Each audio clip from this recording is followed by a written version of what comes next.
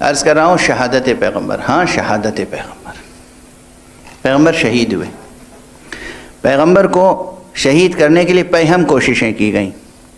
اگر تاریخ گناؤں میں کہ کتنی بار حضور کو تلوار سے یا زہر سے قتل کرنے کی کوشش کی گئی، تقریباً آپ کی حیات طیبہ میں 10 سے زیادہ مرتبہ۔ کبھی یہودیوں نے کوشش کی، کبھی مشرکین و کفار نے کوشش کی، اور 1 سے زیادہ مرتبہ منافقین نے کوشش کی، جو بظاہر کلمہ گو تھے مگر منافق تھے۔ بچپن میں جب ابھی آپ کی والدہ تشریف فرما ہیں جناب آمنہ بنت وہب، اس وقت جب حلیمہ سعدیہ لے کر حضرت کو مکے سے جا رہی ہیں، اس وقت یہودیوں نے کوشش کی کہ اسی وقت حضرت کو قتل کر دیں، بچپن میں کوشش ہوئی۔ پھر اس کے بعد بنو نضیر نے 1 مرتبہ یا 1 سے زائد مرتبہ حضور کو قتل کرنے کی کوشش کی۔ خیبر میں یہودیاں نے حضرت کو زہر دیا، تاریخ میں موجود ہے۔ تبوک سے واپسی میں مدینہ پہنچنے سے پہلے حضرت ناقے پر، اور ناقے کی مہار عمار یاسر کے ہاتھ میں، اور ساتھ میں حذیفہ یمانی ہے، اور جب آپ وادی سے گزر رہے تھے، ایک خطرناک وادی سے، عقبہ سے، تو وہاں پر منافقین نے جو حضور کے زیر پرچم حضور کی فوج کا حصہ بنے ہوئے تھے، انہوں نے چاہا کہ پیغمبر کو وہیں قتل کر دیں۔ یہ تاریخ ہے، یہ تاریخ ہے، اور یہ وہ واقعہ ہے جس کا کوئی مسلمان انکار نہیں کر سکتا۔ جیسے کل میں نے عرض کیا تھا کہ حضور کی یہ مظلومیت ایسی ہے جس کا کوئی انکار نہیں کر سکتا کہ آپ کی شہادت کے بعد، وفات کے بعد، وصال کے بعد 2 دن تک کم از کم آپ کا جسم مبارک دفن نہ ہو سکا۔ اسی طرح اس واقعے کی، قتل پیغمبر کی اس کوشش کا کوئی انکار نہیں کر سکتا، صرف یہ کہ ناموں کا اقرار نہیں کر سکتے۔ حالانکہ پیغمبر نے سب کے چہرے دیکھ لیے تھے، پیغمبر نے سب کو پہچان لیا تھا، پیغمبر نے سب کے نام عمار یاسر کو بھی پہچانوا دیے تھے، انہوں نے خود پہچانا تھا، اور حذیفہ کو سب کے نام بتا دیے تھے۔ تاریخ کوئی اس کا انکار نہیں کر سکتا، کوئی نہیں کر سکتا۔ کوئی حنفی، کوئی مالکی، کوئی شافعی، کوئی حنبلی، کوئی اہل حدیث، کوئی عباغی، کوئی شیعہ، کوئی سنی، کوئی دیوبندی، کوئی بریلوی، کوئی انکار نہیں کر سکتا کہ یہ کوشش کرنے والے کفار قریش نہیں تھے، یہ کوشش کرنے والے یہود نہیں تھے، یہ کوشش کرنے والے نصارہ نہیں تھے، یہ اقدام کرنے والے وہ تھے جنہیں آج تک بہت سے لوگ صحابہ کہتے ہیں۔ حضور کو قتل کرنے کی کوشش کی گئی۔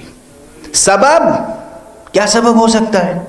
جو کلمہ پڑھ کے زیر پرچم مصطفیٰ، جو کلمہ پڑھ کے زیر پرچم مصطفیٰ جنگ تبوک پر گیا ہے اور جنگ کر کے واپس آ رہا ہے، اس کے اندر کون سا جذبہ ہے کہ پیغمبر کو قتل کر دیں؟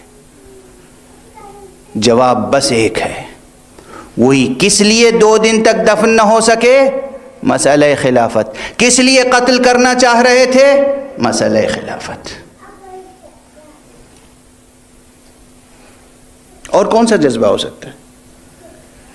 پیغمبر کی 30,000 کی فوج میں کچھ افراد موجود ہیں، پیغمبر کے ساتھ گئے ہیں جنگ کرنے، پیغمبر کے ساتھ واپس آ رہے ہیں، اور پیغمبر کو قتل کرنے کی کوشش کر رہے ہیں، تو سبب کیا ہو سکتا ہے؟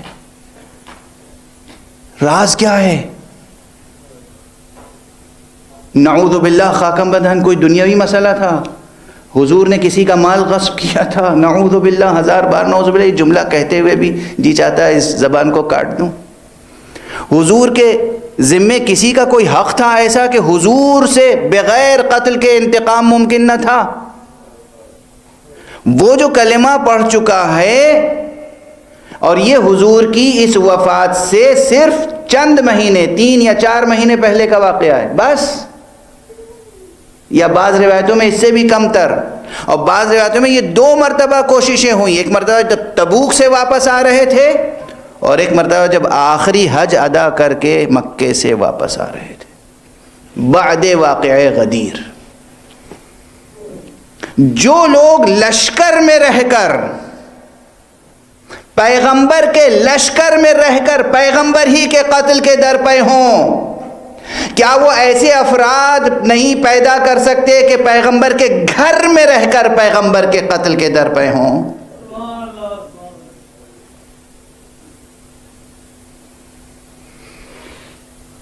کچھ زیادہ ہی وضاحت سے تجزیہ کر دیا میں نے، اور یہ حق ہے۔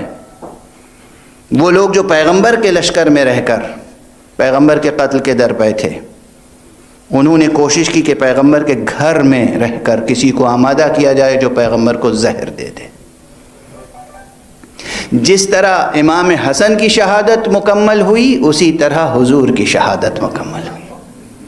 کئی مرتبہ امام حسن کو زہر دیا گیا، اور آخری مرتبہ امام حسن کی ایک بیوی کے ہاتھ سے زہر دیا گیا، اور وہ زہر اتنا کاری تھا کہ امام حسن اسی زہر کے نتیجے میں شہید ہو گئے اور آپ کے جگر کے ٹکڑے ٹکڑے ہو گئے۔ اسی طرح پیغمبر اکرم کئی بار آپ کو زہر دیا گیا، لیکن آخری بار جو زہر دیا گیا وہ زہر ایسا تھا کہ کارگر ہو گیا۔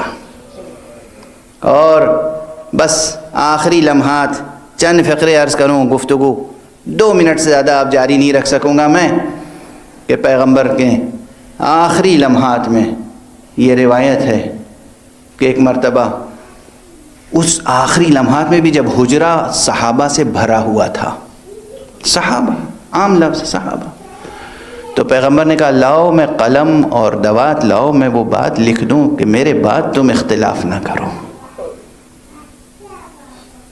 اور حضور کو حضور کی طلب پوری نہیں کی گئی، اور یہ خود ایک اتنی بڑی مصیبت ہے جس پر حضرت عبداللہ ابن عباس تمام عمر گریا کرتے تھے، اور جب گریا کرتے تھے تو اتنا گریا کرتے تھے کہ آپ کے محاسن، یعنی آپ کی داڑھی آپ کے آنسوؤں سے تر ہو جاتی تھی، اور کہتے تھے ہائے وہ دن میں بھول نہیں سکتا، بھلا نہیں سکتا جس دن رسول نے قلم مانگا اور آپ کو نہیں دیا گیا۔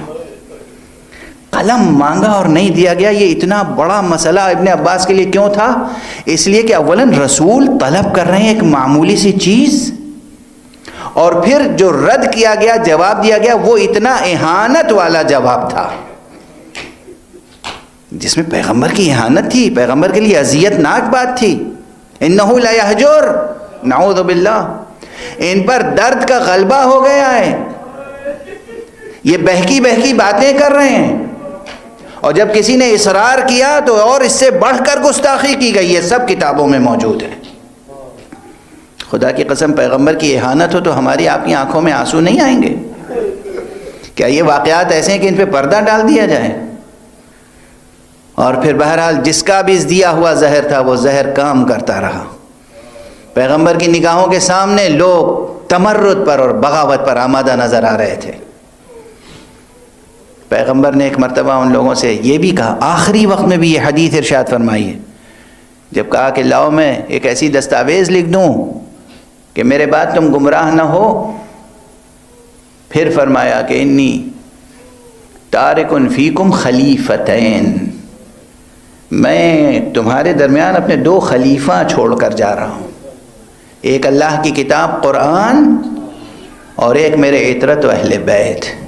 اور پھر علی علیہ السلام کی طرف اشارہ کیا، دیکھو یہ علی ہیں، علی مع القرآن والقرآن مع علی، علی قرآن کے ساتھ ہیں، قرآن علی کے ساتھ ہیں، یعنی میں جو 2 چیزیں چھوڑ کے جا رہا ہوں یہ ایک دوسرے سے جدا ہونے والے نہیں ہیں۔ یہ پیغمبر نے اس آخری وقت ارشاد فرمایا ہے، اور اس کے بعد پھر سب سے کہا جاؤ میرے پاس سے ہٹ جاؤ، چلے جاؤ، میری موجودگی میں تمہیں اختلاف کرنے کی اجازت نہیں ہے۔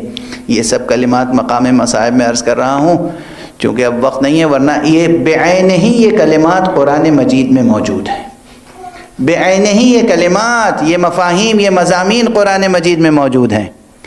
پیغمبر نے سب کو اپنے حجرے سے نکالا، لیکن ایک مرتبہ فاطمہ کو آواز دی، اپنے قریب بلایا، فاطمہ کا سر اپنے سینے پہ رکھا، حسن کو بلایا اپنے پہلو میں، حسین کو بلایا اپنے پہلو میں، اور خود اپنا سر آقا امیر المومنین کے سینے پہ رکھا اور بلند آواز سے گریہ کیا، اجرکم علی اللہ، اجرکم اللہ. خود رسول اللہ نے بلند آواز سے گریہ کیا. اور اس کے بعد میں کیا عرض کروں کہ کس کس طرح سے حسن کو پیار کر کے کہا بیٹا تمہیں زہر دغا سے شہید کیا جائے گا، صبر کرنا. حسین سے فرمایا پیغمبر نے بیٹا تمہیں کربلا کی آزمائش سے گزرنا ہے، صبر کرنا. بیٹی جناب زہرا کو صبر کی تلقین فرمائی. اور خود سینہ مبارک علی ابن ابی طالب پر جب گفتگو کرتے کرتے ایک مرتبہ آواز رکی، او فاطمہ کی آواز بلند ہوئی، وا ابتا وا محمدا، اے میرے بابا آپ ہمیں تنہا چھوڑ کر چلے گئے.